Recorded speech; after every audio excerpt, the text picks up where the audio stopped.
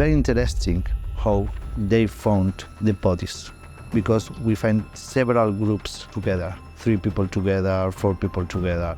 It seems that they died, maybe helping each other. As Mount Vesuvius erupted in 79 AD, the horrific truth of Herculaneum remains overshadowed by Pompeii's haunting plaster casts. Here, the devastation was far worse. Skulls exploded under searing heat, and flesh evaporated, leaving just bones behind. Herculaneum was buried under volcanic ash, preserving the haunting remains of over 300 bodies. Why is the once-upon-a-time popular business center buried beneath the sand of time? Join us as we uncover the story of this ill-fated city. The Wrath of Mount Vesuvius. Unlike Pompeii, where plaster casts of its people are used to show their final moments, Herculaneum's story is told through something even more horrifying: the bones of its lost people. On August 24th, 79 AD, the day started just like any other in this busy seaside town. But the townspeople didn't know that their home was very close to one of nature's most dangerous forces, an active volcano. No one could have guessed that this would be the last day Herculaneum would stand as it had for many years. Mount Vesuvius erupted violently, throwing ash and molten rock into the sky. Herculaneum, once a lively town, was quickly buried under the volcanic debris. The people had no time to escape, and their city became a tomb under thick ash layers. Over the years, the town and its tragic story were forgotten, hidden beneath the hardened remains of the eruption. Today, archaeologists are uncovering Herculaneum's past. As they dig through the ash layers, they find artifacts and the bones of people who lived there, preserved for almost 2,000 years. Andrew Wallace Hadrill, director of the Herculaneum Conservation Project, leads a team of passionate archaeologists. Their goal is to preserve the ancient town and uncover its shocking story. They have found not only the remains of people who lived there, but also ancient tunnels used by tomb raiders and treasures that survived the disaster. Why has Herculaneum's history been largely forgotten, even though it was a neighboring town to Pompeii? Was its past deliberately concealed, or did it simply fade from memory over time? The Forgotten City. In the pages of ancient history, this forgotten town stands out, wrapped in mystery. According to the famous historian Dionysius of Halicarnassus, Herculaneum was founded by Heracles, the legendary Greek god known for his strength and bravery. But the well-known geographer Strabo had a different story, saying the Oscans were the first people to settle in this fascinating area. Over time, control of Herculaneum passed from one group to another, like a valuable treasure. First, the Etruscans ruled, but they were later defeated by the Greeks, who saw the town's strategic location by the Gulf of Naples and named it Heracleion, turning it into a busy trading post. As time went on, the Samnites took over Herculaneum in the 4th century BC. By the 2nd century BC, they built strong city walls, about 2 to 3 meters thick, made from large stones to protect the lively town. These walls were meant to last forever, but they would soon become just part of a forgotten past. Herculaneum played an important role in the social war, siding with the Allies against powerful Rome. But they were quickly defeated by Titus Didius, a general of Sulla, leaving the town to suffer the effects of war. The once important walls were no longer needed and were turned into homes and buildings, like the famous House of the Inn. In 89 BC, Herculaneum was given the status of a Roman municipium, allowing it to grow, though it remained smaller than its more famous neighbor, Pompeii. With about 4,000 people living there, it may have seemed like a small town, but it was a lively place, rich in culture and trade. However, everything changed on that fateful day in 79 AD when Mount Vesuvius erupted. Today, nowhere in Italy provides a more vivid glimpse into the lives of an ancient civilization than Herculaneum. From what they ate to how they lived, worked, and interacted, this town is like a window into the past. When Andrew Wallace Hadrill and his team of scientists and archaeologists arrived, they found a landscape full of decay and destruction. They began an urgent effort to support buildings that were on the verge of collapse. Frescoes cling to crumbling walls, mosaic floors break apart, and precious wooden beams, some of the rarest archaeological finds, slowly disintegrate. As Herculaneum faded from memory and its buildings crumbled to dust, modern cities were built over its ruins. Today, 650,000 people live on top of this ancient town, and it seems like they wanted it to be forgotten. But why? The soil in Herculaneum is rich with nutrients and minerals, fed by the ancient lives once lived there. It holds water like a sponge, making the land perfect for farming.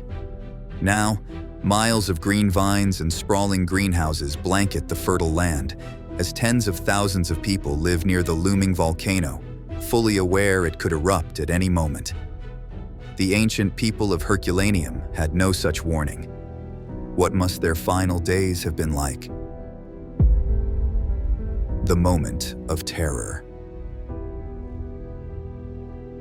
The Romans had no idea they were living on the brink of disaster.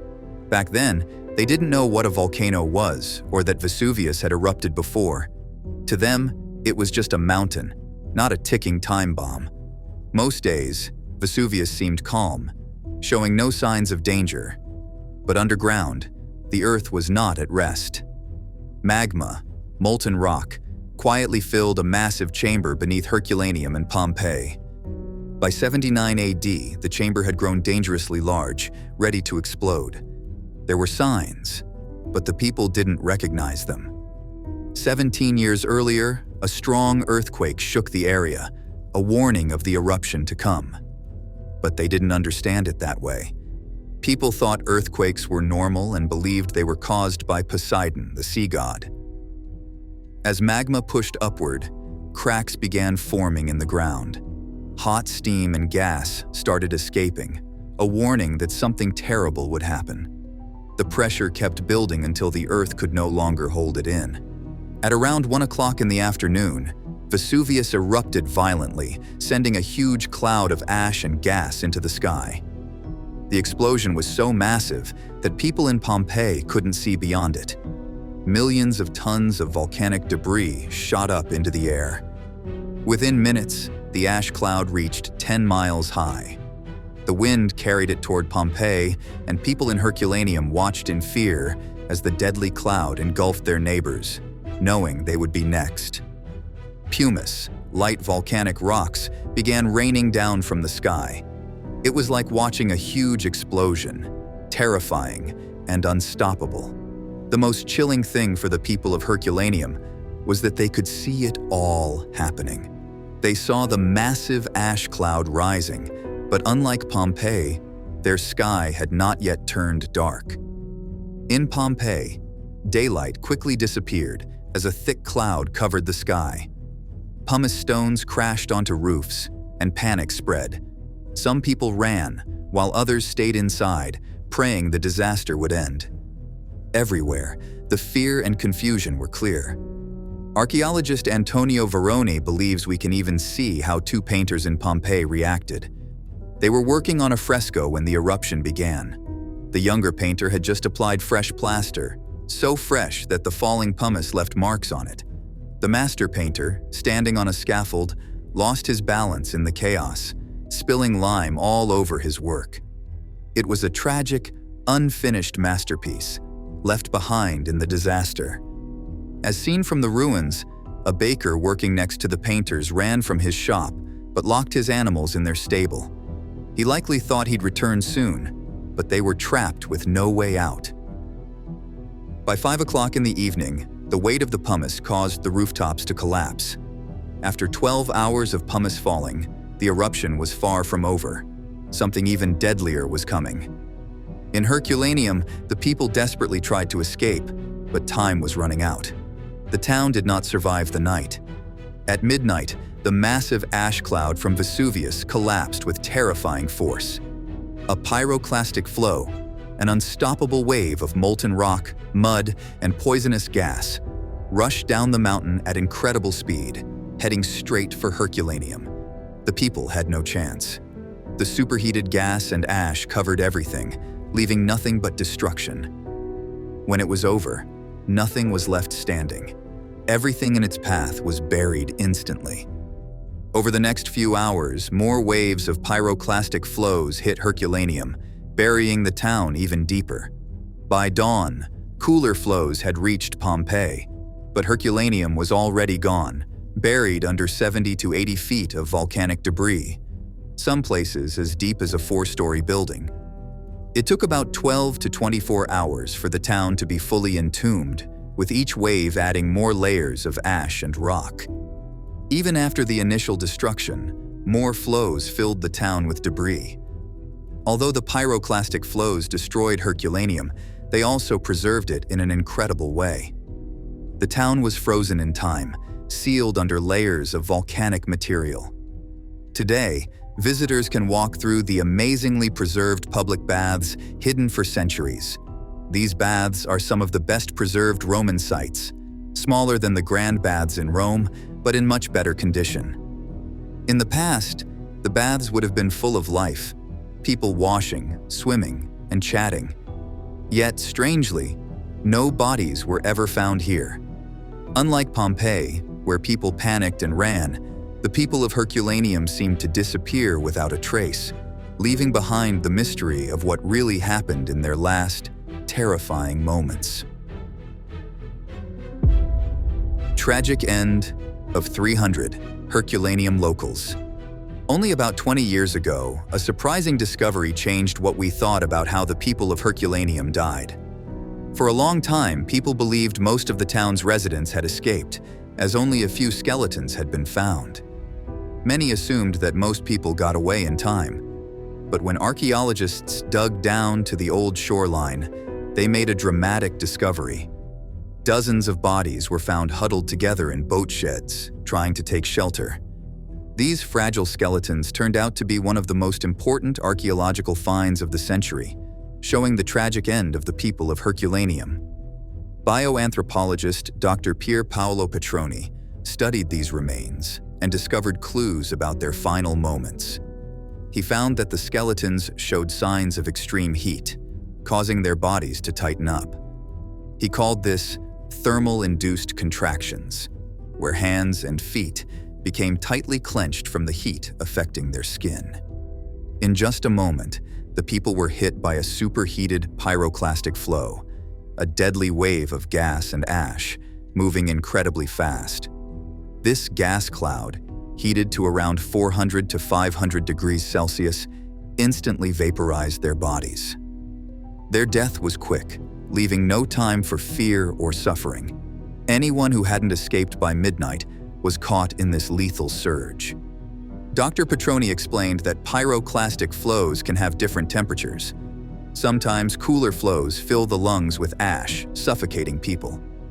But in Herculaneum, the flow was so hot that it incinerated the victims instantly.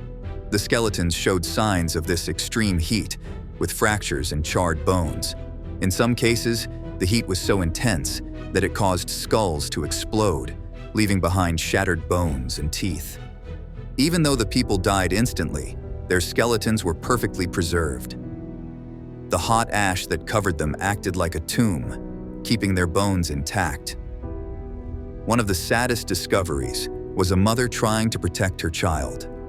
Underneath her, they found the tiny bones of a fetus, showing that she was 7 months pregnant when the eruption happened. The people of Herculaneum had fled to the boat sheds by the sea, hoping for rescue by boat. But their attempt to escape failed. It seems they had only a few minutes left when the deadly flow hit. While the thick walls of the sheds protected them, nothing could save them from the intense heat. Archaeologists have found about 300 skeletons so far, but they think many more people are still buried under the ash. Just like Pompeii, Herculaneum suffered a terrible tragedy. Before finding these haunting remains, what other traces of daily life did they uncover, revealing how people once lived in this ancient town? Mystery of Herculaneum. The fact that no bodies were found at first led many to believe that everyone had escaped from the Herculaneum before the deadly pyroclastic flows hit and suffocated the town. No one even tried to rebuild the affected towns because the destruction was too great. It seemed the area had become a cursed graveyard, feared and untouched for centuries. 2,000 years later, Pompeii first revealed thousands of bodies buried in layers of volcanic ash like a giant graveyard. The ancient figures seem aware of their approaching death, and they're more than just skeletons. They're like eerie statues frozen in their final moments. In the 1860s, archaeologist Giuseppe Fiorelli made an amazing discovery. He found empty spaces in Pompeii's ash, where people had once been buried. By filling these voids with plaster, he uncovered the twisted shapes of the dead people. Even though their bodies had decayed, their forms were preserved, showing their final moments of pain. Most of the people in Pompeii were trapped inside their homes, suffocated by the toxic gas and ash. Their horrifying deaths made Pompeii famous worldwide, often overshadowing the equally tragic story of Herculaneum just across the bay. But Herculaneum was not forgotten. Losing 2 cities in one eruption was a terrifying event that shook the Roman world. However, as time passed, memories faded. By the Middle Ages, Herculaneum was almost like a myth, and by the 18th century, it had become a legend, a lost city, like Atlantis. Yet its secrets were still waiting to be discovered. Today, archaeologists are still digging through the thick layers of volcanic material that covered Herculaneum. Although the excavation began in the early 1900s, work continues, and more of this ancient town is slowly being revealed. No one knows how many bodies are still buried beneath the ash, but wherever they dig, they find a strange maze of tunnels. It seems that ancient looters reached the city first. In the early 1700s, a farmer accidentally found Herculaneum while digging a well. This discovery created excitement, and soon the rulers of southern Italy, known as the Bourbons, came to the site. The Bourbon king of Naples sent teams of workers to dig through the rock, looking for treasures to fill his palace. This was a dangerous job. Many workers died from rock falls and toxic gases in the tunnels while searching for valuable artifacts. They dug through walls and ceilings, often finding nothing but more rock. Tired and scared, they sometimes gave up, believing they had reached the end of the city. Despite the Bourbons' efforts, only a small part of Herculaneum has been uncovered. Andrew and the modern excavation team believe there are still large public buildings buried beneath, possibly even libraries or additional baths that looters haven't touched, which could help us understand daily life in this ancient city. Andrew can see the damage caused by both the Bourbon looters and the powerful eruption in one newly uncovered tunnel. A line of columns that once stood tall has fallen down. The tops of the columns are separated from their bases, victims of Vesuvius's incredible force. These columns used to be part of a basilica, a grand Roman meeting place where officials would settle arguments. Experts can use old maps created by the Bourbons to piece together the impressive design of this basilica. Although much of the artwork was taken by treasure hunters, some pieces of frescoes and other artifacts still remain. The looters would cut out anything beautiful to send to the palace and then leave behind the ruins. The Bourbons' relentless search for Roman art led to amazing discoveries, but overlooked the culture and life that surrounded these treasures. By today's standards, they acted more like looters than archaeologists, focusing only on the wealth they could find. However, despite their greed, they didn't take everything. Besides the ancient human remains, what else has been found in this forgotten city?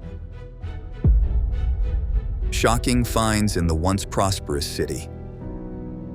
Archaeologists working in Herculaneum continue to make amazing discoveries, including a rare painted head found near the basilica.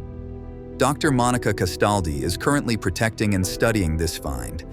When she received the call about the discovery, Monica immediately told her team to keep the painted head moist by sealing it in a plastic bag. She stressed that the delicate paint layer could be damaged if not handled carefully. Thanks to Monica's quick actions, we now have a rare look at what a painted statue head would have looked like in ancient times. The paint, especially around the eyes, is beautifully detailed, making the face seem alive. The head is thought to represent an Amazon warrior woman, a popular character in mythology at the time, and it likely came from the basilica, where many statues used to stand. Herculaneum is special compared to Pompeii because it has preserved organic materials, including wooden structures, food, and even cloth. This preservation includes the upper floors of buildings, giving us a clearer view of Roman life. For over 2,000 years, while other Roman towns were looted, Herculaneum stayed buried. What really makes Herculaneum unique is the survival of everyday household items, which create a stronger connection to Roman life. The remarkable preservation of wood is one of the most unusual features. Usually, wood only survives in specific conditions, like being burned, waterlogged, or dried out.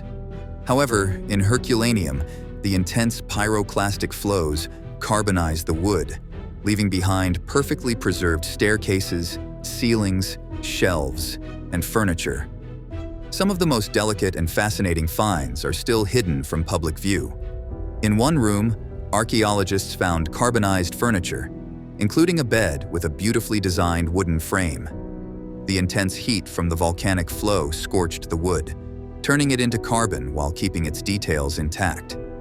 Sometimes they even discover non-carbonized wood, like a cupboard door that survived with its delicate woodwork, likely because it was hit by a less intense pyroclastic flow.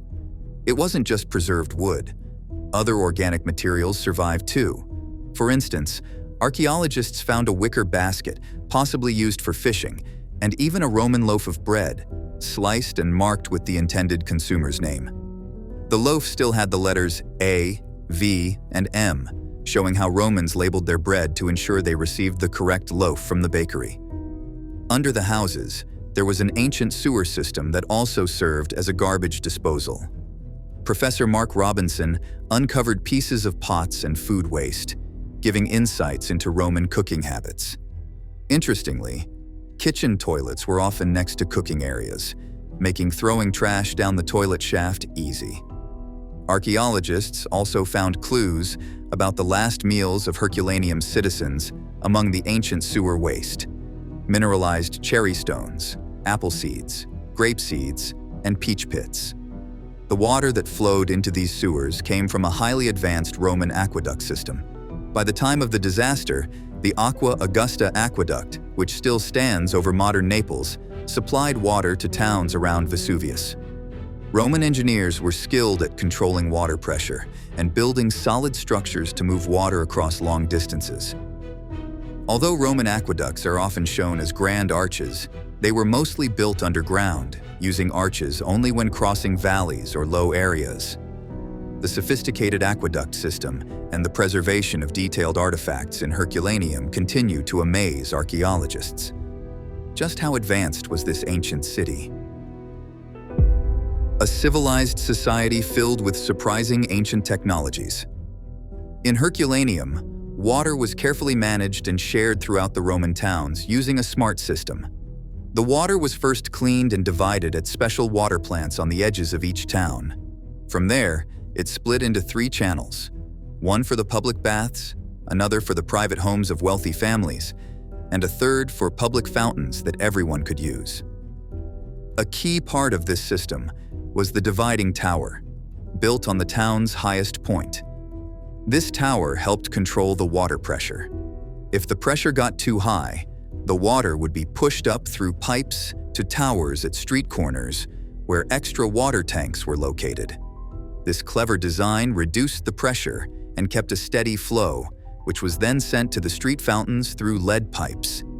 This way of distributing water was called the constant off-take system, meaning the water flowed constantly. The public taps never turned off, so water ran continuously through the streets, providing a reliable source for the people. This constant fresh water supply was one of the best things about living under Roman rule.